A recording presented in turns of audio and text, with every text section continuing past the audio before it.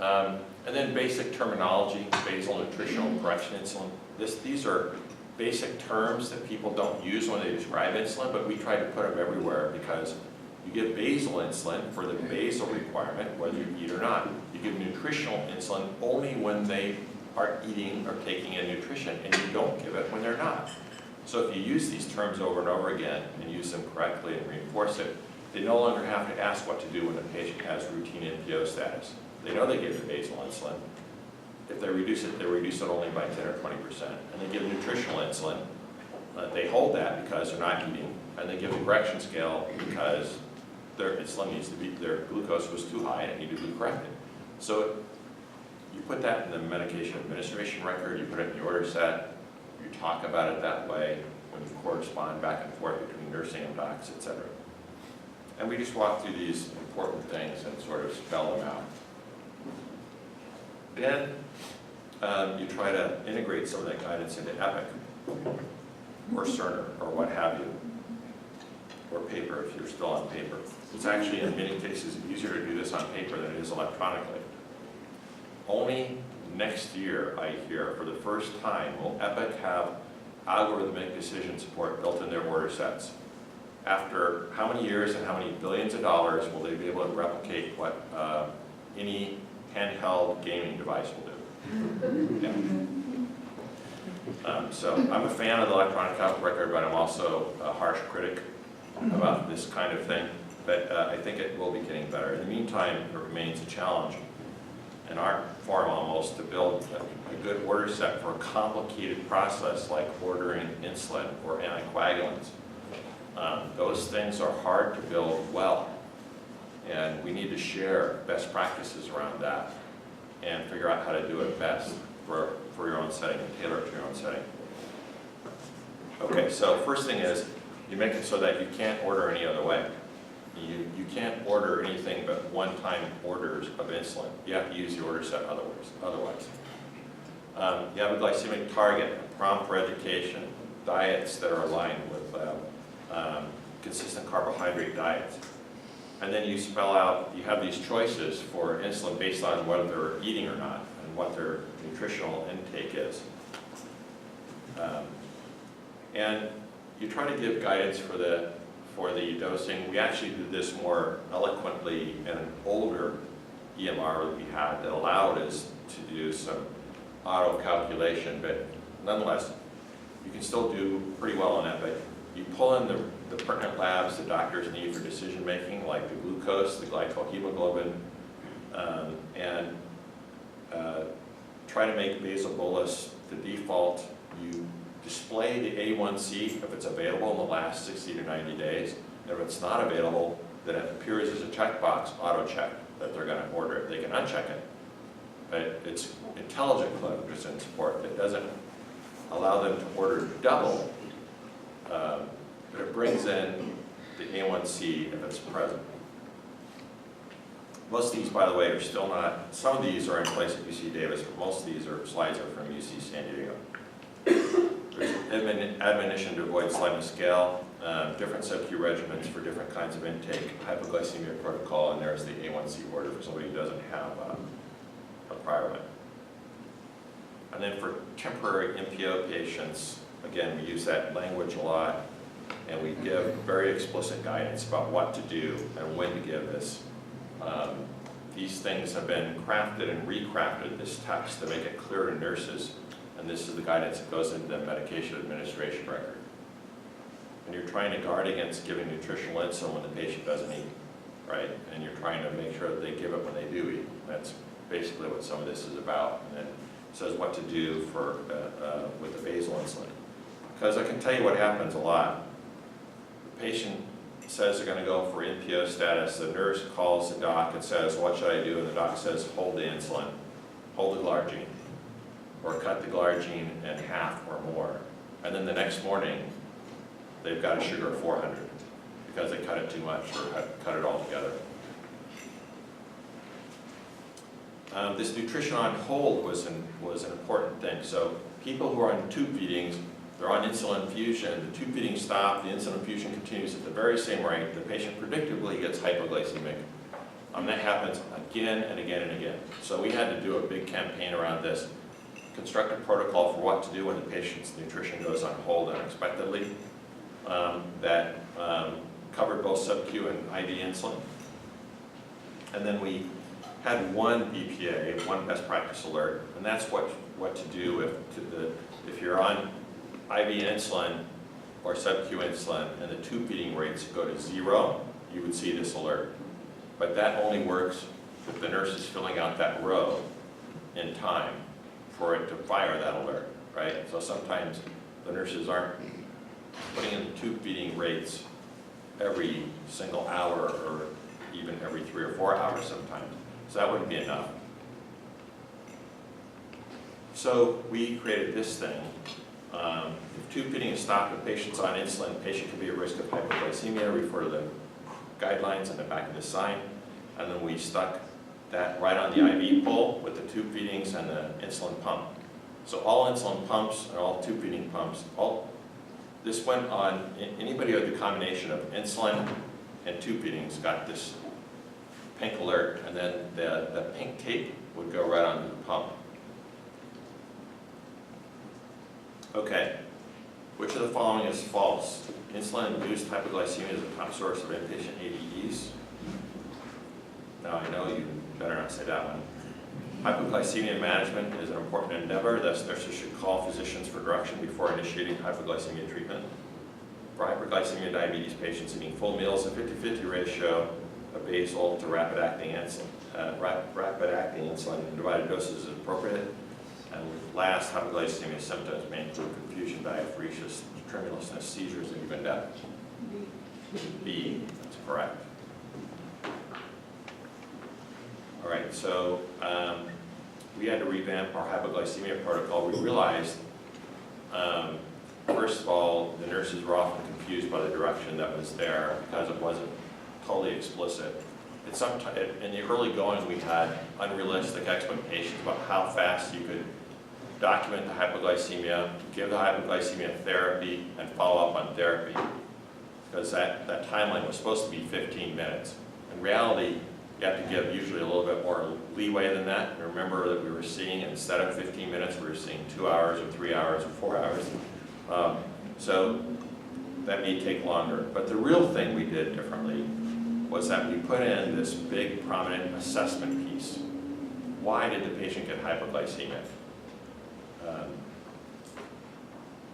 And I was part of a federal interagency work group to prevent adverse drug events, and this is, our discussions yielded this sort of table, this sort of thought process.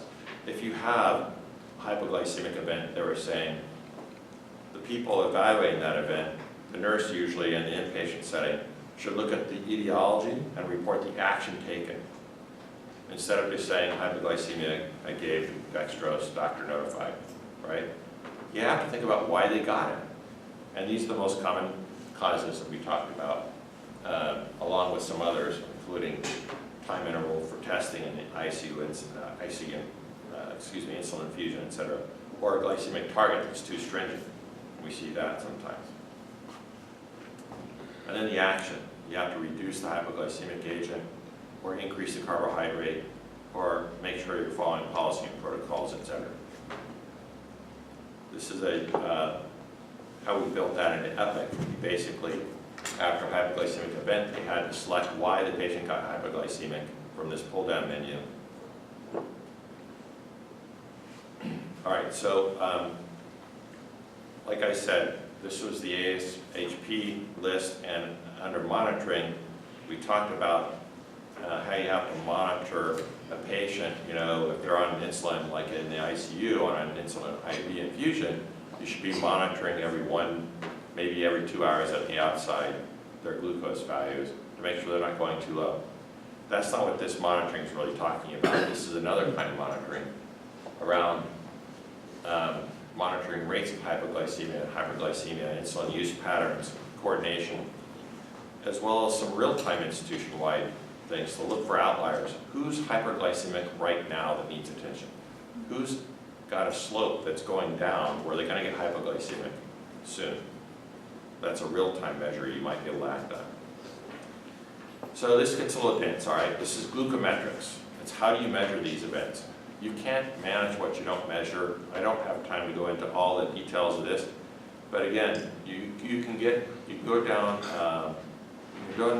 the rabbit hole if you're trying to compare hypoglycemia rates in the literature. If you're not understanding what the units are, what units are being used. So in some cases, they'll report out, they took all the glucose values in the universe in the inpatient setting, which is hundreds of thousands, by the way, and they'll say what percentage of those readings are low. That's an almost worthless metric that we don't use. We use patient day metrics and patient stay metrics. In other words, what percent of monitored patient days have a hypoglycemic event? What percent of patient stays have a glucose value or a glucose average greater than X, greater than 180, for example. So these are some of the metrics that we formulated locally at UC San Diego, and then we ported those to the Society of Hospital Medicine so that any hospital can upload their data and get common metrics to compare their performance to everybody else's performance, and to look at their performance on any given unit or group of units. Very flexible reporting where you can look at critical care, non-critical care groups or any individual unit, and you can follow all those metrics over time. We then started to do benchmarking, and this particular benchmarking run looked at 476 non-ICU units in 76 hospitals. And this gives you a sense for where you're at compared to the other hospitals across the country. And I'll bring your attention to this less than 70 and less than 40 numbers here. Maybe. Or I won't. Okay, I think I got it. No, I don't.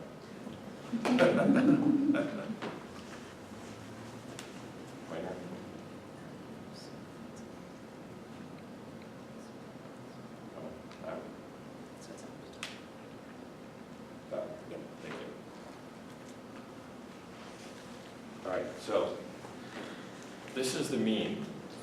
5% of patient days have a blood glucose less than 70.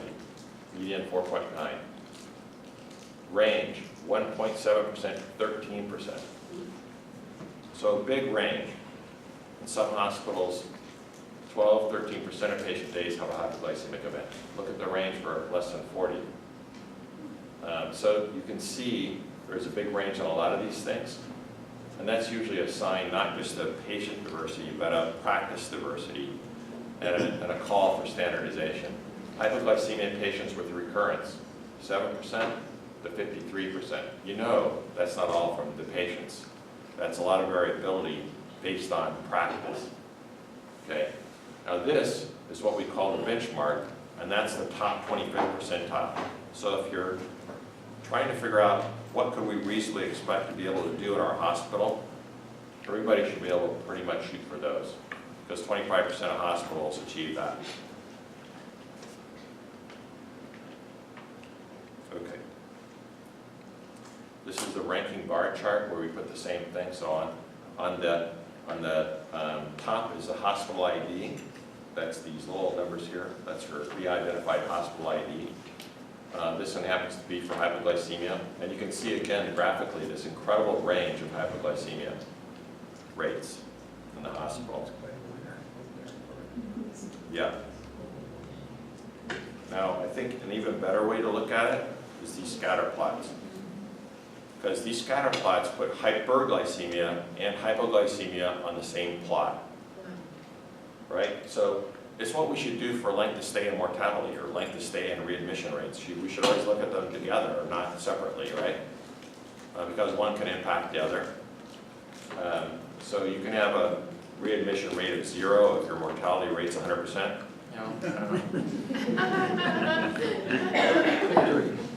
So this is hypoglycemia. The lower the better. These are the first quartile, second, third, fourth. Okay? This is uncontrolled hyperglycemia. The higher, the worse. So this is 50% uncontrolled hyperglycemia. And on down. These hospitals have got it figured out. These hospitals have the lowest quartile of uncontrolled hyperglycemia and the lowest quartile of hypoglycemia at the same time. If you're anywhere, who they are? yes, we do. You know,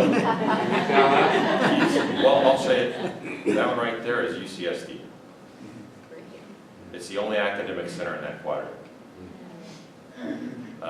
So academic centers do have a harder time in some sense. None of them are the worst performers. Community hospitals in these benchmarking studies demonstrate both the worst and the best performance. Academic centers are never the worst, but they find it hardest to be in the very top because of the patients that they see.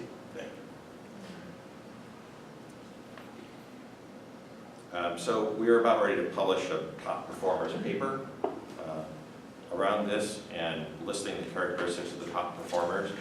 I can tell you most of them are following the principles I'm setting out in this talk. Active surveillance. That's the real-time measurement. So that was what you do and how you're benchmarking month to month, quarter to quarter. This is active surveillance, and you're trying to identify who needs help right now and to triage those in some fashion to make sure it's a valid flag, and then go after it with an intervention. We call that measurevention. You're measuring the outliers and you're intervening on the same day. Measurement and intervention, or just active surveillance. If you use the measurevention term, you have to pay me a quarter every time you say it.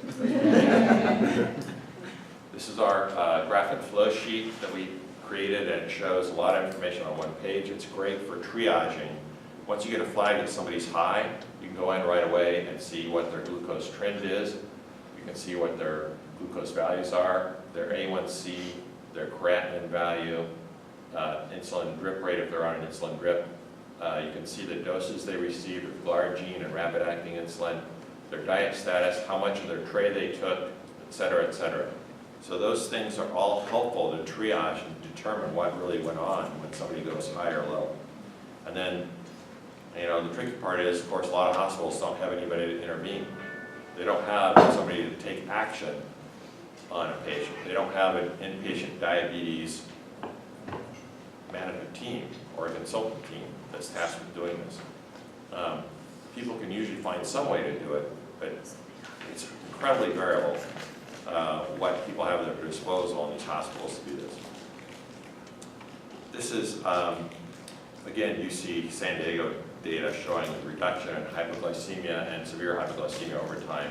At the same time, those events greater than 299 came down month after month. Oh, so excuse me, that was secondary. That was, this is the prevention of, for patients who had a hypoglycemic event, what percent had another event?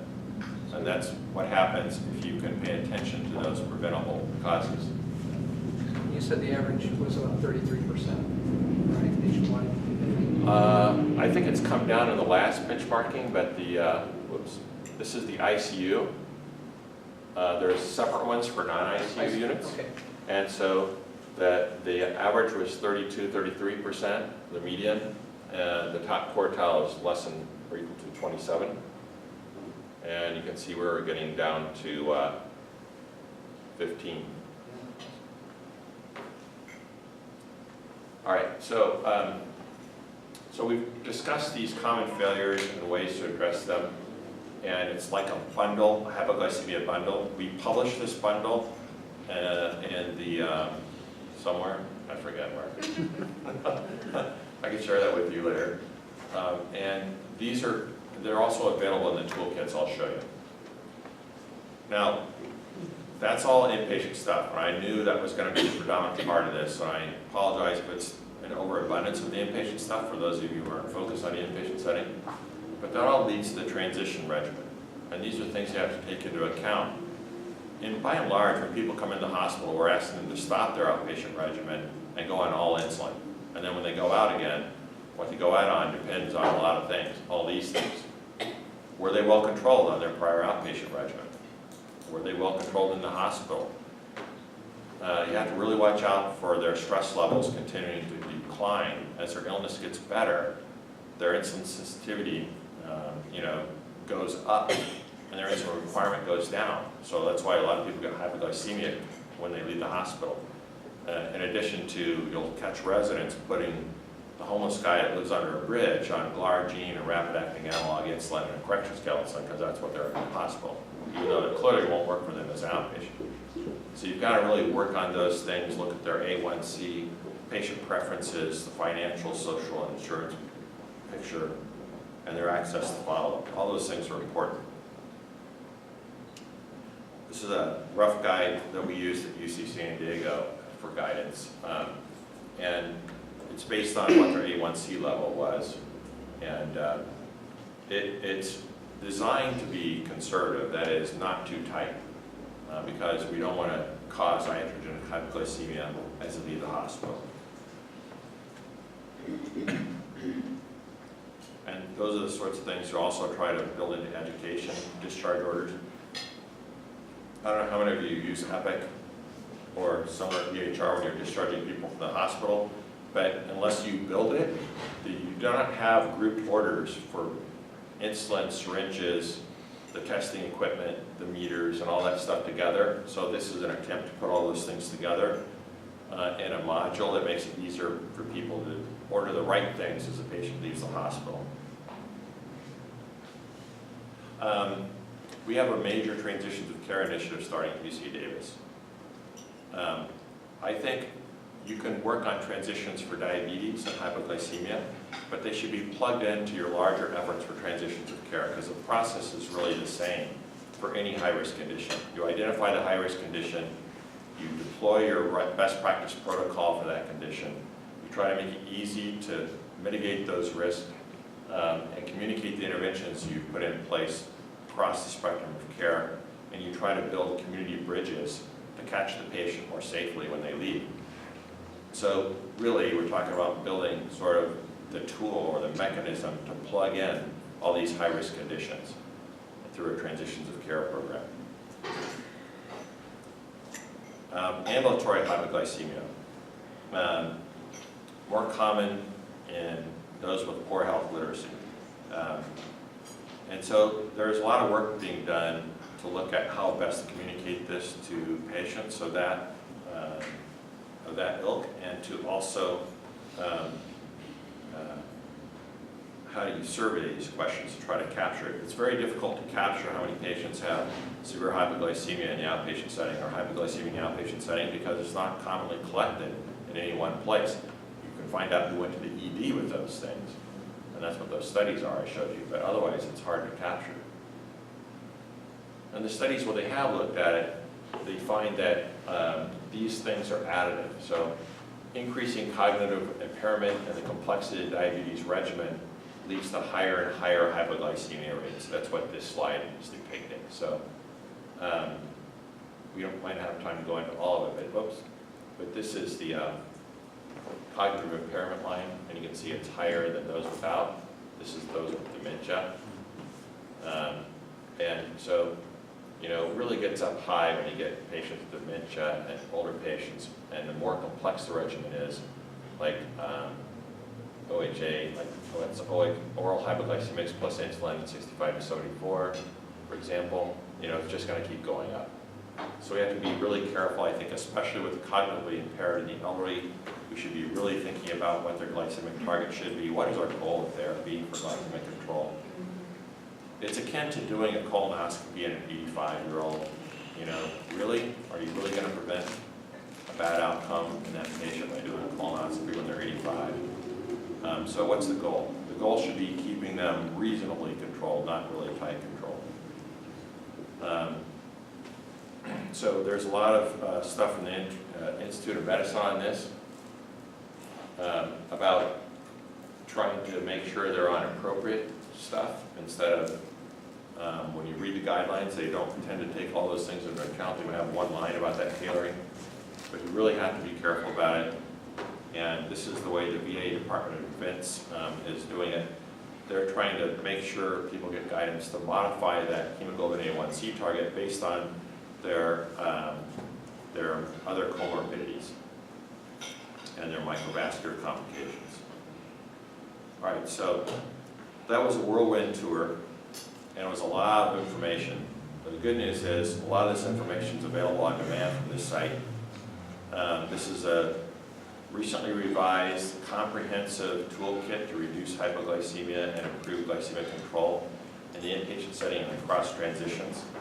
It's available for no money. It's a big PDF of about 120 pages probably. So it has all the handouts that you saw pretty much and much more. It goes into depth about all inpatient things and really downloadable. So I think we've hit the inpatient setting really hard, some of the transition out of the hospital, and some of the outpatient ambulatory setting. And remember, over half those events are preventable, but really not unless we decide to prioritize the issue. This is an issue that gets pushed down because people don't realize all the downstream effects of it. And especially when you look at the severe hypoglycemia, which is really a totally preventable event that always has some adverse problem with it. You know, we should really be focusing at least on that. So I'm going to stop there and ask if there's questions and maybe open up for comments. So, thank you. Have you ever thought about having a risk scoring tool for nursing, perhaps on the inpatient side, to say, you know, if they have these things, the likelihood of them having a hypoglycemic event is higher for that patient on that day. So is it likely that their feeding tube is going to be interrupted? Is it, you know, did they have outpatient insulin? You know, so there's various things. So maybe it's a 1 to 5 or 1 to 10 scale, and then the attendings and the residents can go over that and say, you know, this is somebody we really need to pay attention to today, because it brings it front of mind, you know, Right. top of mind awareness, so that they know that they have to be within that protocol on the evidence-based order set and really be paying attention. Right. Now, I haven't actually seen a good tool that says this is the high-risk patient today. I have seen a lot of work, and some of the work we did was basically putting all that information and guidance in the order set as the doctor's ordering it. There's less in there about for the nurse as the nurse is monitoring on a day-to-day basis. So that's... You could probably come up with something that you have so much experience of what you think those things might be, and then you have to modify the tool and see if it really does predict. Certainly when in the hypoglycemia protocol, they basically took that seriously at UC San Diego, and I saw they have at UC Davis as well. They basically set up a lot of education around hypoglycemia, a lot of attention to the etiologic causes and the reporting mechanism, and that raised the awareness for a lot of those things. And then for these hot point issues, like the tube feeding issues, and they build in cues like that that I showed with the pink card.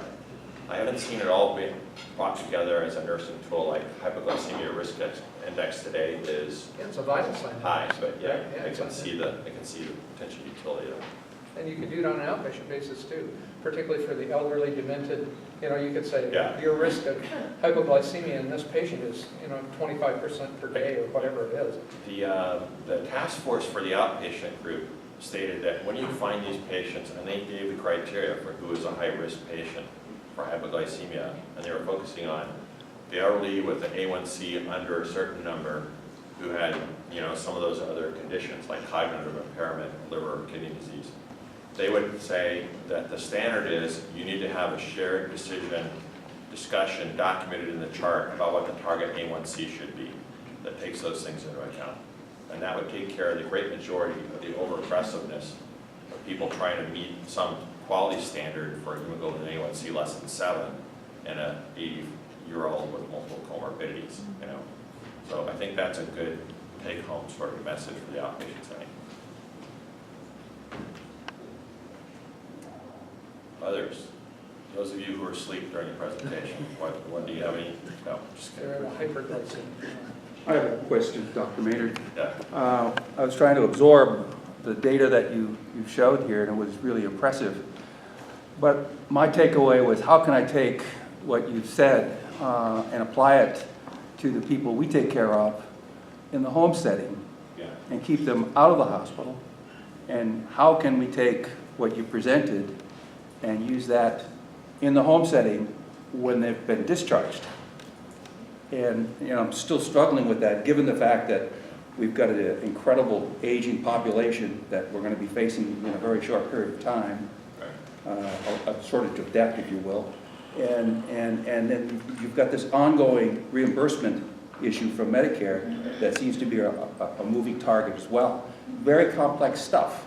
And I'm just focusing on how do we minimize these diabetics being hospitalized, and how do we minimize these diabetics from being readmitted? Could you share some thoughts on that? You know, again, it's not my main area of expertise, so this is somewhat just what I picked up from collaborating with others who focus on the outpatient arena more. I would say this risk-adjusted A1C target is one of the keys. That, you know, you're gonna push a lot of people into hypoglycemia unless you have a risk-adjusted A1C target, and that's done in a standardized fashion in a way that you can, you know, pull up if this is a valid target or not. Otherwise, you might be dinging providers for an inappropriately, you might be dinging providers for not hitting some inappropriately low A1C number for that patient. Tom? Question for the team, team.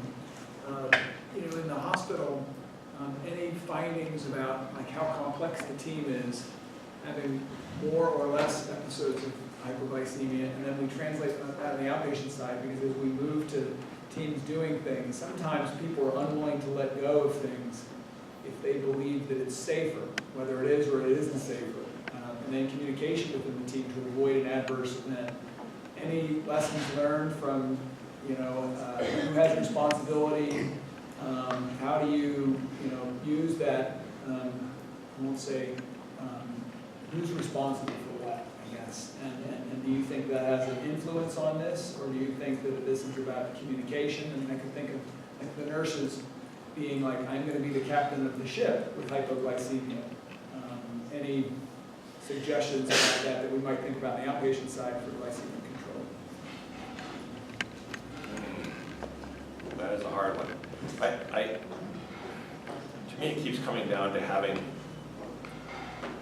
well-communicated strategies towards these complicated patients with multiple comorbidities. So we talk about diabetes, hypertension, we all have goals in mind, and we all have these guidelines, but they all have to be tailored to these people who have, you know, they don't just have diabetes and hypertension. They have diabetes and hypertension and liver disease and cognitive disorder, et cetera, et cetera.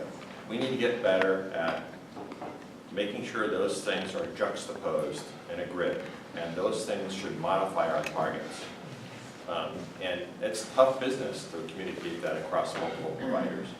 But it starts with, to me, with defining what the best practice is for those patients with multiple comorbidities, and trying to build protocols around it and build that guidance so that those conversations are captured in the EHR. It's not easy to do, it's hard work. So I think where we get into trouble is if we have somebody going after one isolated target without paying attention to all the others. Risk of harm. I think that's a lot of it.